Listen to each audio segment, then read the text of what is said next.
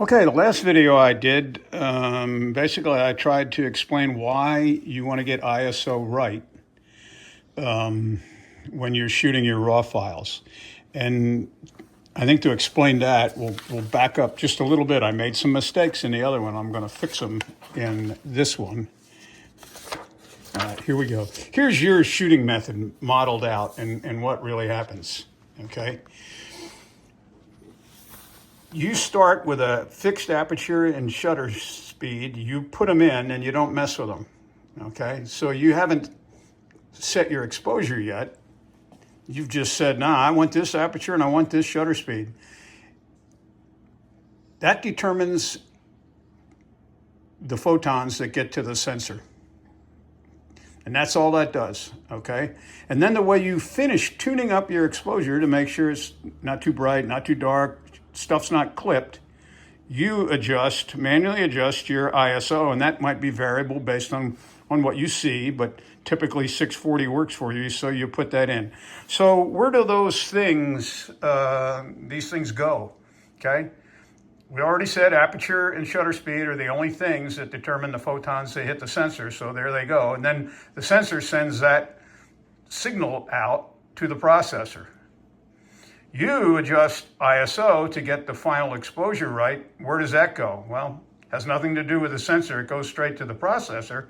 And it basically tells the processor how you want to map this stuff out. And we'll talk about what that means in a second. How you map this stuff out when it gets finally recorded in the RAW file. So this is important. You're really not much concerned with aperture and shutter speed in terms of what they do in this process. You're choosing them because that's what you want, okay? But you want to get the right ISO, and we'll show you why. That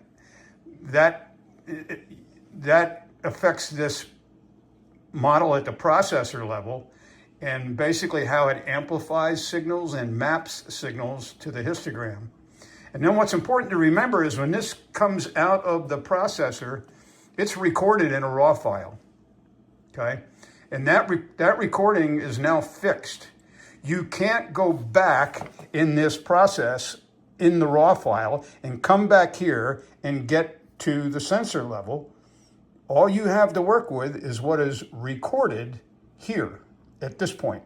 You cannot go backwards. So what the final recording is like in here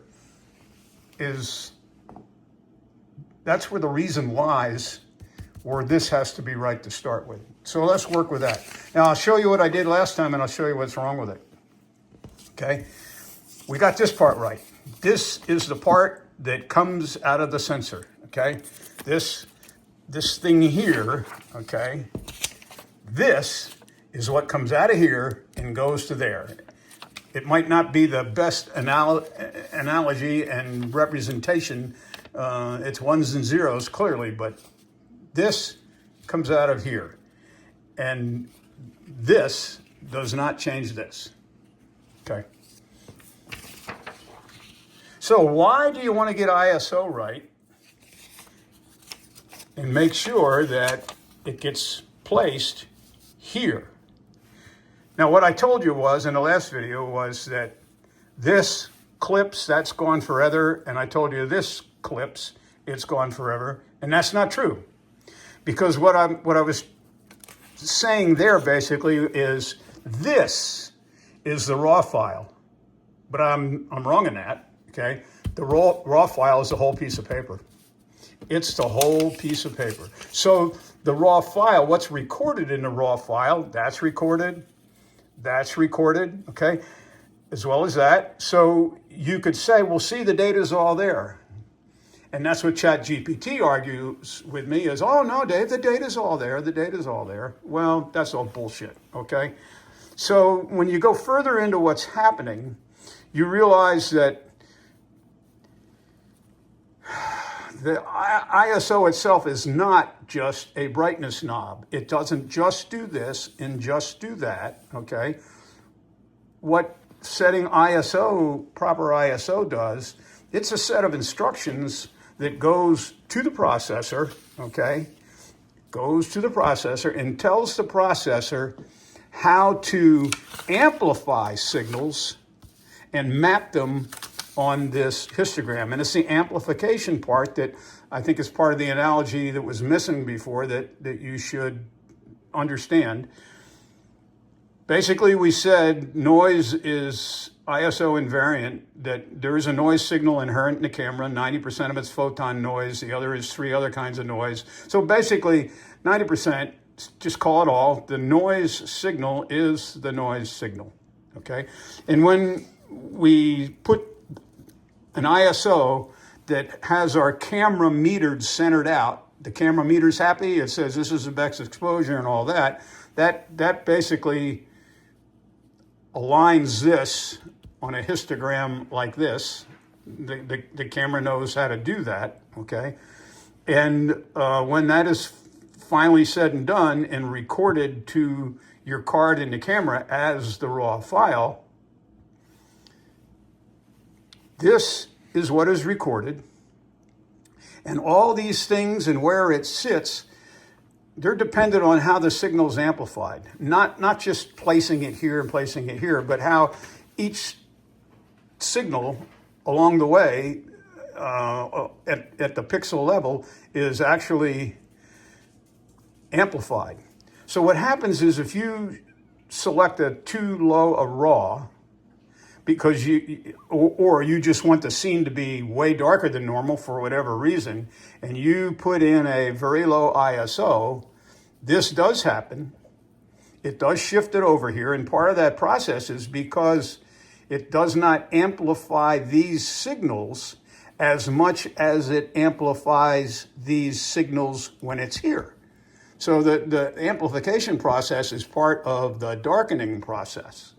So the point of this whole discussion is when this gets recorded as a raw file, this whole white piece of paper where this is, okay, all that information is there, like you correctly said, okay, and it gets recorded like that.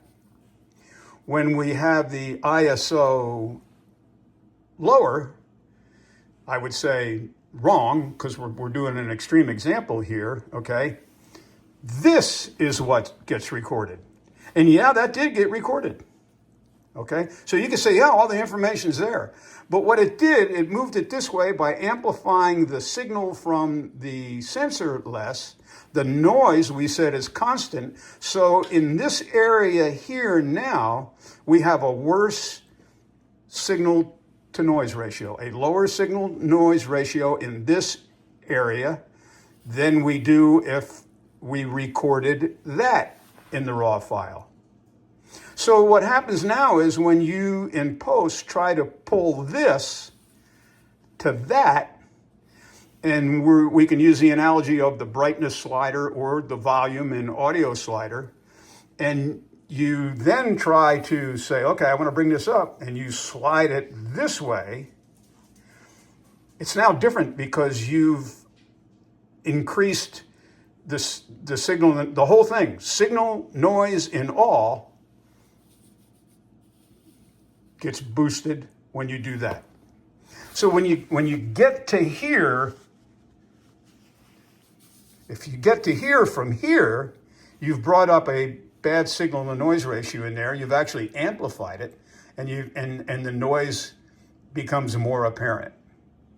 So getting ISO right and starting with that has a better signal to noise ratio when in your final raw file than recording it that way with a low ISO and bringing it up here in post, because you've drug a worse signal to noise ratio up there, and the noise will be evident.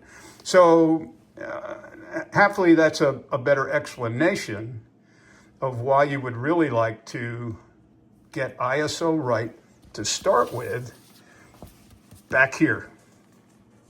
Okay, so where else I was wrong? I said it right, but this is here. It's recorded in the final raw file, except what is here? Here is nothing. So it gets recorded as nothing. It's the data is there. ChatGPT would tell me, no, the data is lost. And I said, no, the data is there. Holy crap. The data says there's nothing here. I mean, that's the same as it not being there, I guess. But I think the tighter analogy is, oh, that's there in the file. It's there as nothing because it is nothing. So in effect, that is clipped. You can recover these, yes, to here, but you will get muddy and noise because of the lower signal to noise ratio that's baked into this first recording. So hopefully this helps you out. I think we got the analogy closer. I could still have some things a little bit wrong. Analogies just by nature are always faulty. The end result of both these videos is you want to shoot with an ISO to make that happen in the first recording.